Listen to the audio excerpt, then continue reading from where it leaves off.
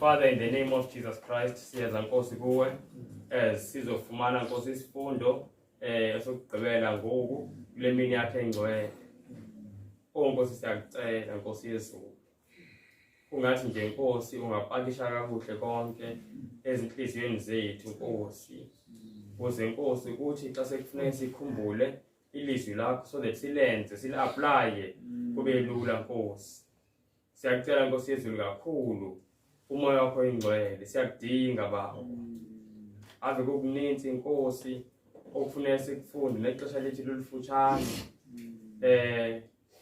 Siyakucela nje Nkosi kakhulu umoya wakho ungenelele sifundiswe nguwe uqobo somandla. Ndiyakucela Nkosi cela usikhulule Nkosi from zonke izibopho zikaSathane ngeli xesha. Sicela ngegama likaYesu Kristu waseNazaretha. Amen. Bazalwane besifunde ngesanctuary. I-sanctuary uNkulunkulu wesibonisile ukuthi i-sanctuary iyasisiza abazalwane ekuthini. I-sanctuary isibonisa indlela kaNkulunkulu yani yensindiso siyakhumbula. And then sabu ukuthi i-sanctuary iveza ukuthi uNkulunkulu udila kanjani nenkinga yani yesono. Bazalwane kuwo konke ukufunda kwethu inkinga ekhona enkulu la emhlabeni isono. And sithema sibuka Genesis chapter 3 sabuka ukuthi isono bazalwane ungafuni ukulalela into ekhulunywe uNkulunkulu. Yabona mina ngiyamsaba umuntu ozokwenza udirect opposite.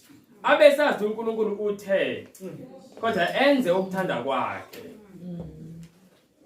Yabona bazalwane akumele siphile kanjalo. Akumele siphile kanjalo ngempela. And uNkulunkulu usibonisile manje icebo. There is something engifisa siyibuye bazalwane. Encane nje, encane. This is so amazing. Ngiyayithanda kakhulu into siyibuka. Ngicela ukubuza bazalwane, masicabanga ngaba siyadinga ubungcwele. Yes. Do you know the sanctuary njengoba isivezela icebo losindiso, isivezela nokuthi singamthola kanjani ubungcwele? Asiphela isibuka ukuthi siyabudinga ngempela yini ubungcwele. Asine incwadi yamaHebheru 12. Hebheru 12.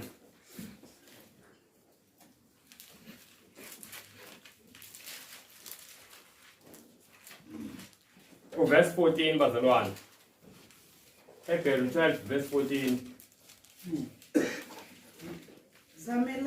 Zamelani ukuthula nabo bonke kanye nokungcoliswa. Ongenakho angeyibone inkosi. Sezwe bazalwane. Kuthiwa kumele sizamele ukuthula nawo wonke umuntu nani nobungcwele. And ithi ongenakho ubungcwele angeke athini ayibone inkosi. How can sebona simple kanjani le verse bazalwane? How simple can a verse be? Yet bakhona abantu abanethemba lokuzoyibona inkosi bengena ndawo nobungcwele. Sezwe bazalwane. Na asiyeni kule ndaba yobungcwele. Ubungcwele sibuthola kanjani? Ubungcwele sibuthola kanjani bazalwane? Yini eyenza mamnandi? Ngokugcina imiyalo kaNkulunkulu. Okay, yabona kubamnandi uyasondela. Siyakhumbula uMoses. Bazalwane. uMoses mayeqeda kubaleka ephuma eGibhithe waya kuphi kambe? eMidian angisho. Welusa uMoses eMidian. Izimvu zikaJethro zihamba zehla zenyuka eMidian. Yayenza leyo nto. La zifika khona mazithanda ezinye zifike zenza into yayo ziyathulula lapho ziyehla zenyuka nje umhlaba onormal kuthi ngelinye ilanga uMoses abone kuvutha la ajwayele ukwelusa khona ejwayele ukwehlisa inyuka khona athi mayisondela uMoses kuthiwa Moses khumula imbathatha zakho ngoba lo mhlaba omekona umhlaba onjani ongcwele. Genesis chapter 3, Exodus chapter 3 verse 5 lo. Now yini eyenza lo mhlaba ubukathi ubungekho ngcwele ube ngcwele? Yini bazolane eyenza lo mhlaba ubukade ungekho ngcwele ukuthi ube ngcwele? Lo mhlaba ubungekho ngcwele bezehla nje izimvu. Esehla naye ezeluthe futhi mayithanda belala nokulala lapho kodwa ngikwala ngelanga elithile lodwa. Mama Sonsi. I-presence kabani? kaNkulunkulu. Mawufuna ubungcwele kumele uthole i-presence kaNkulunkulu. There is nothing ku-universe yonke engcwele ngaphandle kaNkulunkulu. So kuze umuntu abe ngcwele kumele abe noNkulunkulu. Kuyazwakala bazalwane? iBhayibheli liyakumangalisa indlela elibhala ngalithi ngamanye amazwi akekho umuntu ozombona uNkulunkulu mayingenayo uNkulunkulu. uHebrews 12 verse 14 usho kanjalo. Mayithi ngaphandle kokungcwele ngeke simbone uNkulunkulu. So sonke sidinga ipresence kaNkulunkulu.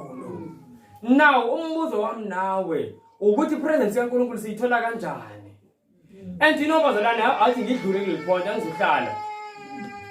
Ipresence kaNkulunkulu ayizi nobungcwele kuphela bazalwane. Bazalwane iza futhi nanenjabulo. Kune quotation esake sayifunda la kwincwadi Adventist Home page 28. It is the presence of Christ alone can make men and women happy. It is all the common waters of life he can turn into the wine of heaven. And let us futhi na kwincwadi yamaHubo 16 verse 11. La ithi you will show me the path of life. In your presence is fullness of joy. And at your right hand are pleasures forevermore. If ngimuntu omusha and I want to be happy, I want to be joyful forevermore. Hayi happiness manje singakhala futhi manje. If ngifuna ukujabula, it is kumele ngifuna ipresence kaNkulunkulu. Do you hear that bazalwane? Do you know abantu abaningi mayicabanga ukujabula bayicabanga ipresence kaNkulunkulu? And the reason why abantu abaningi bengenayo ihappiness yingoba ifuna endaweni erongo. Vele mangiyofuna ufish la kudayisa khona izinkukhu ke ngithole ifish. Ngiyabuya sengikale ngithi mina kho fish la emhlabeni mina sengicanga ukuthi ngiyobele ngiyibulale ngoba there is no fish. Angishibasha kanjalo lapho befuna ukujabula. Uthi hayi angijabulanga yabona nje abangani bami naba ngifuna angijabulanga nje mina ngicanga ukuthi ngizozibulala. Kanti if ungakusuke lapho kudayisa khona izinkukhu uyelwandle.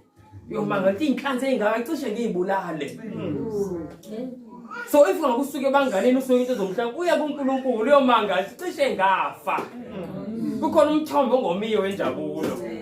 Sayizwa lentozalwane injabulo ithola kaNkulunkulu. Presence yakhe. But namhlanje ngifuna sibuye nje ukungcwele. Siyithola kanjani ipresence kaNkulunkulu? Asene Exodus chapter 40. Lento siyifunda kwi-sanctuary by the way. Ngoba lo uNkulunkulu siyakhumula ku-Exodus 25 verse 8 utheni uthi abangenzele indawo engcwele ukuze ngihlale nabo. So i-sanctuary yasifundisa ukuthi uNkulunkulu senzani uma sifuna ahlale nathi. Exodus 40. Hey bazalwane ngiyathanda lama verse.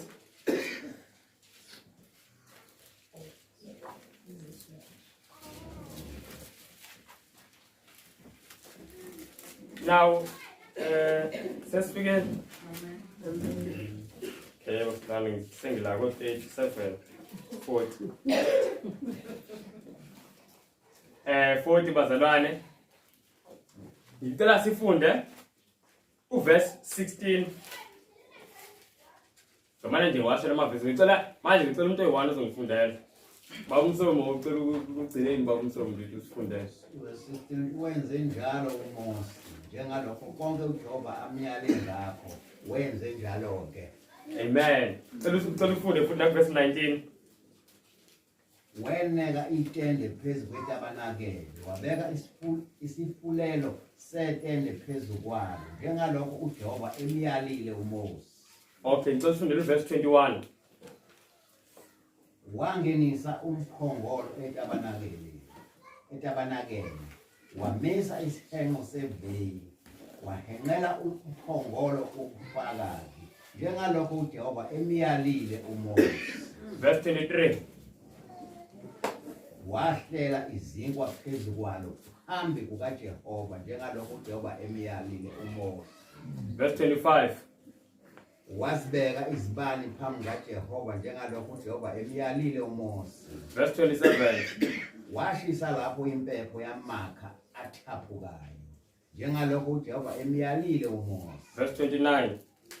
Wabeka i-altare lomnikelo wokushiswa ngasemnyango wetabanakele letende lokuhlangana wanikela kulo ngomnikelo wokushiswa ngomnikelo wempuphu njengalokho uJehova emyalile uMose. Elifundele verse 33.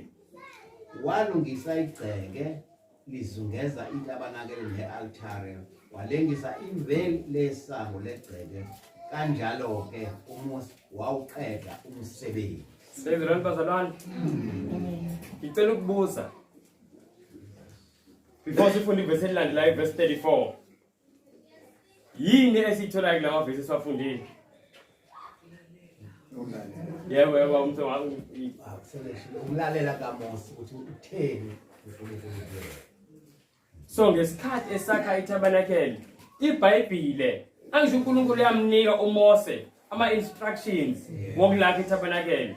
Lapho uqala khona ku chapter 25 ukuyoma ku chapter 30. Siyabona, then kwenzeke inkinga then kuqale futhi ku chapter 38 seliyakhiwa futhi itabanakele. Siyabona leyo nto.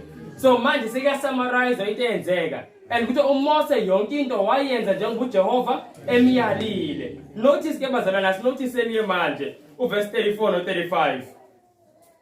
Ifulase lisibekela itende lokuhlangana nenkazimulo kaJehova yagcwalisa itabanakele. uMose wayengena kungena etendeni lokuhlangana ngokuba ifu lahlala phezu kwalo nenkazimulo kaJehova yagcwalisa itabanakele. Do you see what happened bazalwane?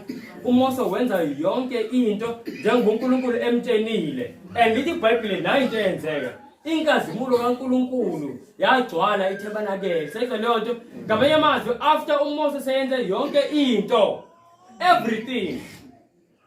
iBhayibhile la ku Exodus 40 it repeated kawu 7. Can you imagine not isho kawu 7? uMose wenza lokhu njengoba uNkulunkulu emyalile. And after that, lithi iBhayibhile the glory of God filled the tabernacle. Seyizwa leyo nto bazalwane.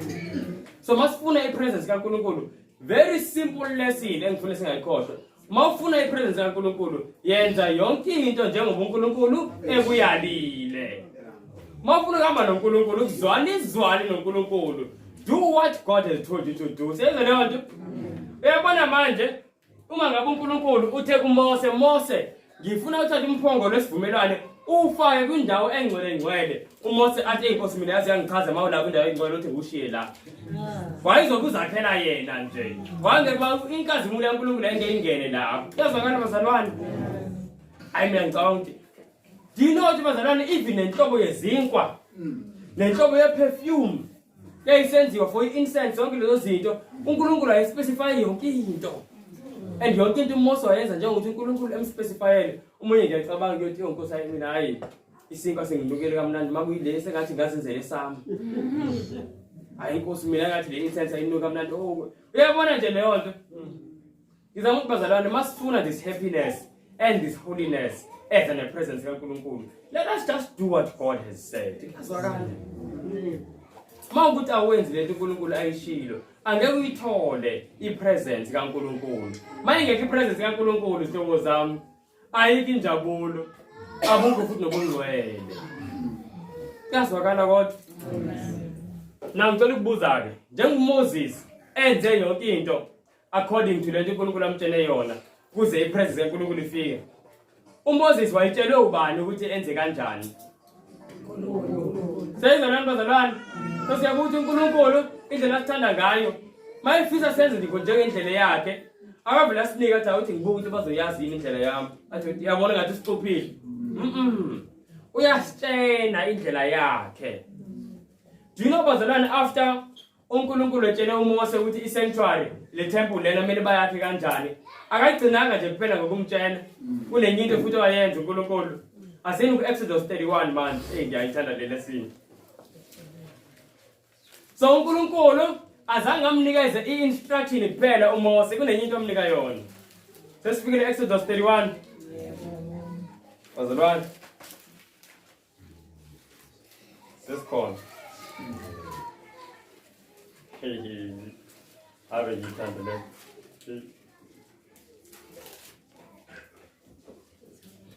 ake sifunde nje bazalwane sifunde from verse 1 to 6 very quickly. In fact asifunde verse 1 to 3 and then sifunde verse 6 here to save time. uJehova wakhuluma kuMose wathi bheka ngibize ngegama uBesaleli indodana kaHuri owesizwe sakwaJuda ngimgcwalisile ngomoya kaNkulunkulu ukuhlakanipha nangokuqonda nangokwazi nangamandla emisebenzi yonke ukuba aqambe imisebenzi yobungcwethi asebenze ngegolide nangesiliva nangethusi. Lesibambe lapho and then verse 6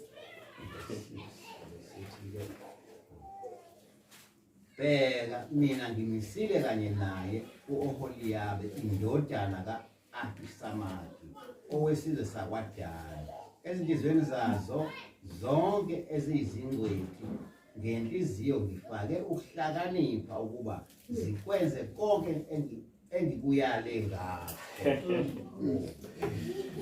Cela ukubuza abazalwane.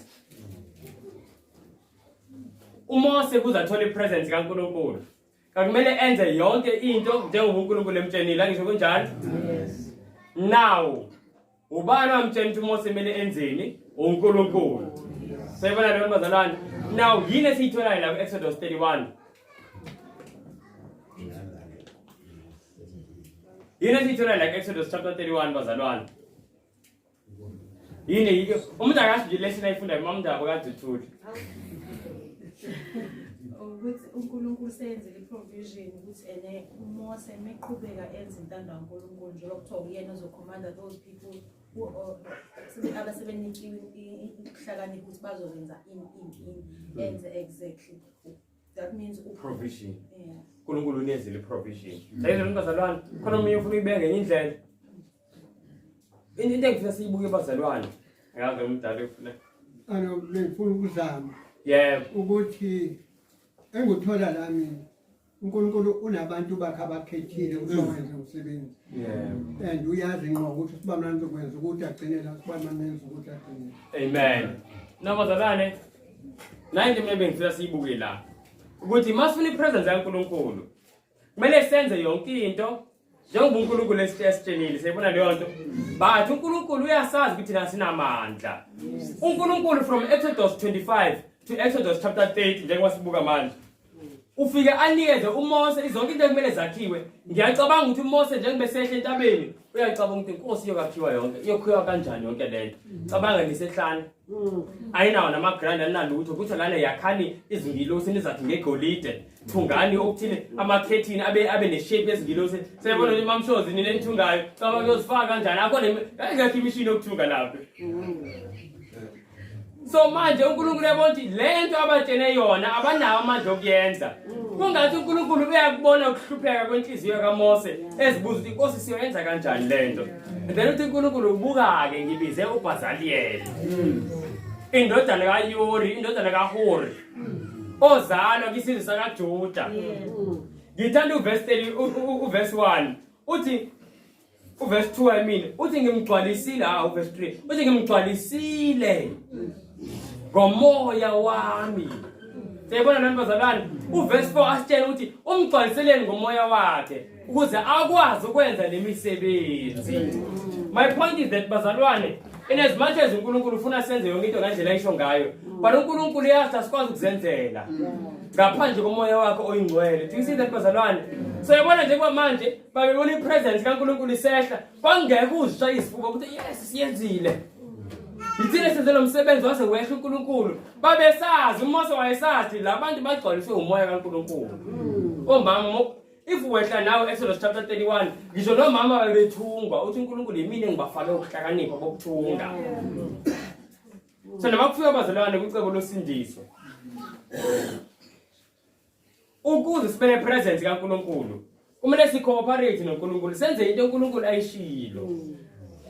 Lento iexample itempili leli lalikhona but manje itempili sekuyithina imizimba yethu. Angisho kanjani uMpostoli Paul tanazini ukuthi imizimba yenu itempili kaNkulunkulu.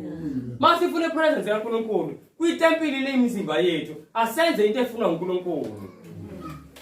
Sayikhuluma abazali indaba yomzimba sayikhuluma ngempela ngendlela emangalisayo. Ukudla ukugqoka konke senza ngontando kaNkulunkulu but asinawo amandla.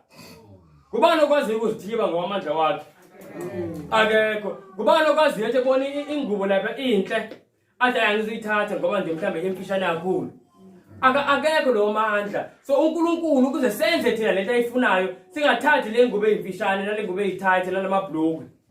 Usinike umoya wakho ingcwele ukuze emzimbeni yethu senze lento efuna uyena uNkulunkulu. Iyazwakala abazalwane.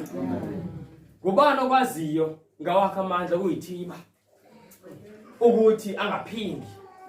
Akekho. Seyizwa leyo nto but uNkulunkulu uyafaka umoya wakhe onjani? Ongcwele. Ukuthi senze yonke into ngokutshelwa uNkulunkulu. And masenze yonke into ngokutshelwa uNkulunkulu, uNkulunkulu bazalwane uzoba nathi. Then ukulandela ubungcwele. Do you know ukazibuza thothi yazibuza mamshozi uthi hey why ngistruggle into ethile? Why ngathi ubungcwele anginabo? Ngistruggle nge-problem ethile. Bangathothi there's only one problem. Only one thing eblokile. Thothi iwatho nje into ongayenza according to uthando kaNkulunkulu. Yize uNkulunkulu seyaprovidile amandla. Wena kuba kufika into ethile wenza ukuthanda kwakho. Uyazenza zonke ezinye kodwa uthi hayi ngeke umphongolo na nguthanda emuhle mawula uvelile. Seyibona leyo nto just one thing. Seyibona lento bazalwane. And then ukuthi kodwa why ngilo ngistruggle with this one problem? Kanti ilele kulento eyi-one. And there can be no violence, there can be no full victory if your presence kaNkulunkulu ayikho. Seyibona lento bazalwane. And the most important thing uNkulunkulu more than ukuthi sigqoka kanjani imizimba yethu, that's also very important. Because uNkulunkulu is very important bengakusho. But even more important than that, do you know what yini? Correct. Now I want to show you something. Let us fund a verse. We're continuing to the verses around. So I sanctuary. Abayifunda ixesha sifunda emakhaya. Mawufunda Exodus chapter 26. Uyotshela ngeikhumba ezihlukile zazisitha isanctuary. Phakathi angamakhethini amahle and then beyizikhumba nezikhumba. So mayibuka ngaphandle ubona lesikhumba lesi esibrown. Ubona nje into embi. Kubona uvela lesikhumba nje. Nasi isikhumba esibrown uvela lokho. Nasi kahle isikhumba wasangempela sibanje isikhumba ngisho. Cabanga indlu evela inje ngaphandle. Ngifunda Exodus chapter 26. So isanctuary ngaphandle yakuvela lesikhumba bazalwane. Nalesi sibufu sasingaveli nokuvela ngoba angamaleya mhlawumbe usibona lapha ezantsi sona. But nje kwavela into ebrown into isikhumba embi. Seyizwa bazalwane. Now notice something. Ake sibuke ngaphakathi. Hey bazalwane moyibuka ngaphakathi seyibona? Mongena phakathi kanje. Kwabe namabhodi akhiwe ngewood ekuthiwa i-sheet wood. And then akhothwe ngegolide. Mongena phakathi inkazimulo. Seyibona lento bazalwane. Now uNkulunkulu what lesson was he portraying lana? Njengoba thina siyitempeli lakhe.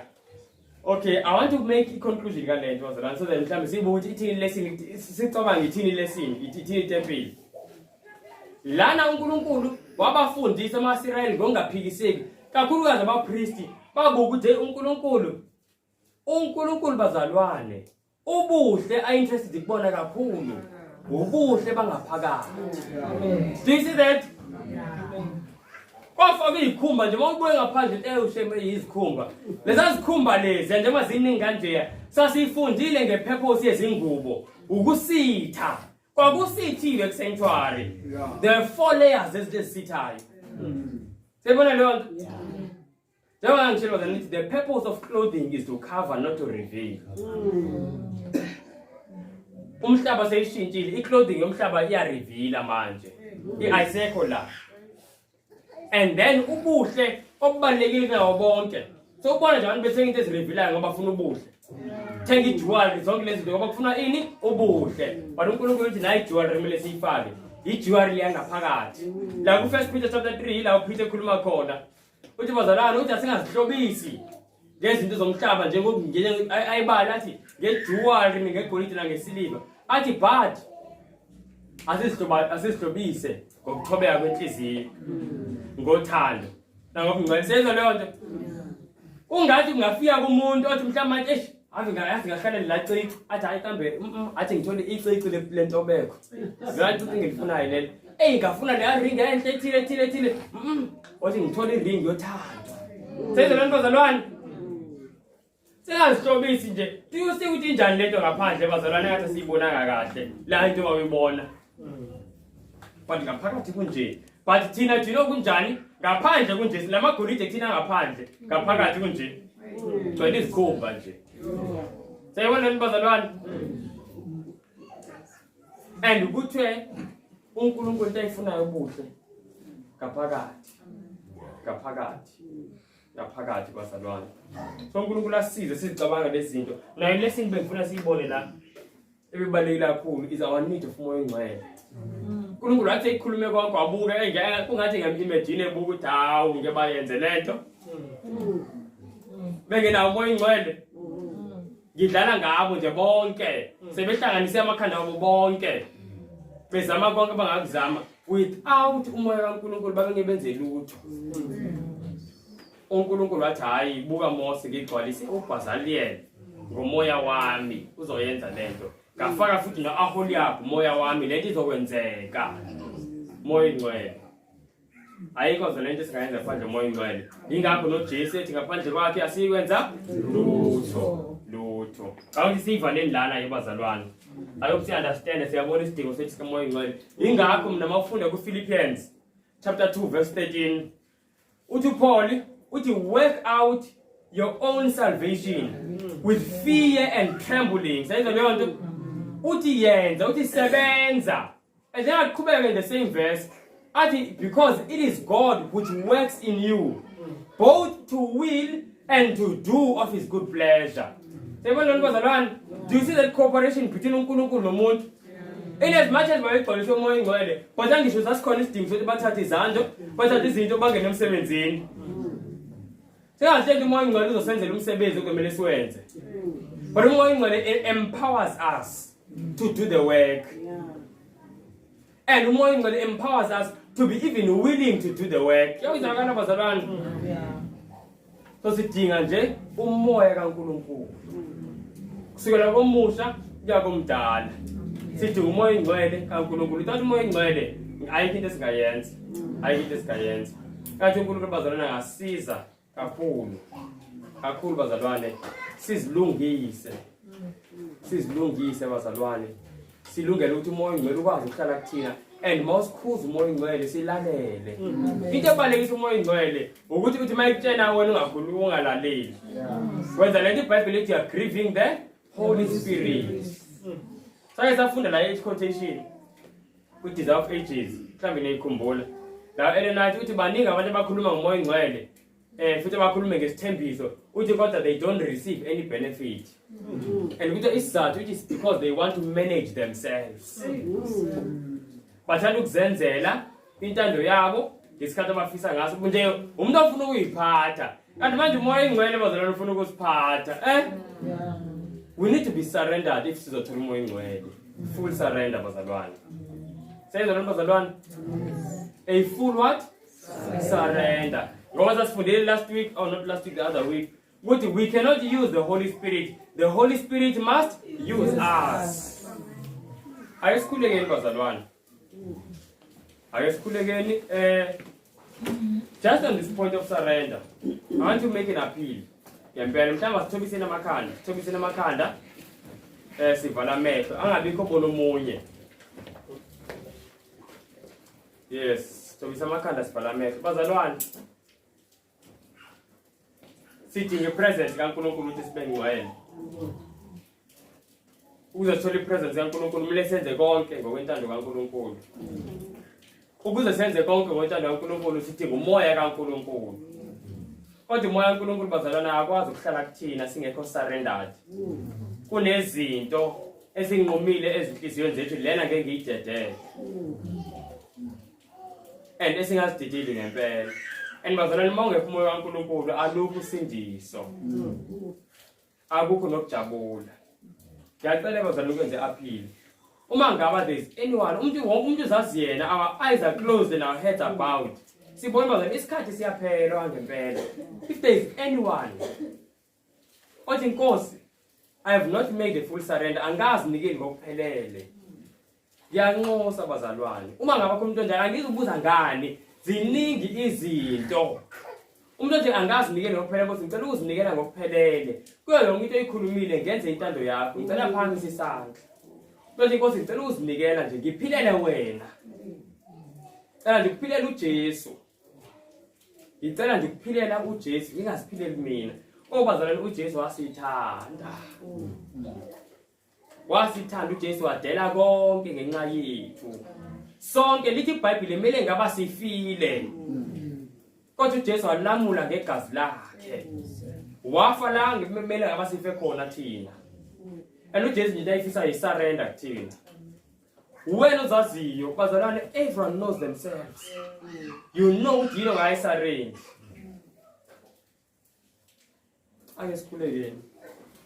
Father, in the name of Jesus Christ, Nkosi sidinga umoya wakho ingcwele. But Nkosi sithi simdinga umoya wakho ingcwele, sibambelele Nkosi kwizinto umoya ingcwele angazifuni. Sisengxakini ke Nkosi. Nabo izandla zethu ziphakeme, sicela uncedo oluvela ekhaya ezintwini. Uncedo endilicelayo Nkosi njengoba selisifundile, uncedo lwesurrender. Siyazi Nkosi before umoya ingcwele asisebenzise, uzoqala sisebenze thina uma sibe surrender thina Nkosi. Nkosi konakele nje kakhulu Nkosi, there is no strength, there is no power Nkosi.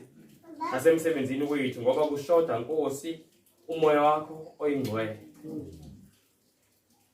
Ngiyacela Nkosi usincede to place self aside.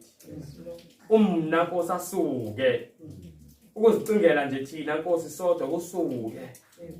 Sicingele Nkosi inkazimulo yakho, udumo lwakho. Ngiyafuna kakhulu nyani Yesu Nkosi uphakanyiswe ngoba Nkosi into senzelwe yona yamangalisa. Nkosi really ngiyacela kakhulu. Nazi Nkosi izandla zabantwana bakho. Bafuna Nkosi ukunikela konke kuwe. Asinamandla Nkosi sizilahla phambi kwakho. Siyacela Nkosi usincede. Siyacela Nkosi usincede kakhulu. Sele kabantwana kuya kwabantu abadala, we want us to make a full surrender. Please, loving Father, sincede. Please, Nkosi. Cela usincede silibale about what other people will say. Ithi bazothini ifamily, bazothini abanye bangani. Bazothini yabona nje Nkosi konke okusihluphayo ngamaxesha amaninzi. Sincede Nkosi kulahlekelwe ngamandla. I pray Nkosi athi kungaphela nje zonke inhloni enhliziyweni zabantwana bakho. Sazi wena nje kuphela Nkosi. Sibe nendaba nawe kuphela. Sincede Nkosi yezulu kakhulu. Njengoba sizohlukana siye emakhaya, sicela uhambe nathi. Siyacela somandla konke in the name of Jesus Christ. Amen. And as for me, I will behold thy face in righteousness. I shall be set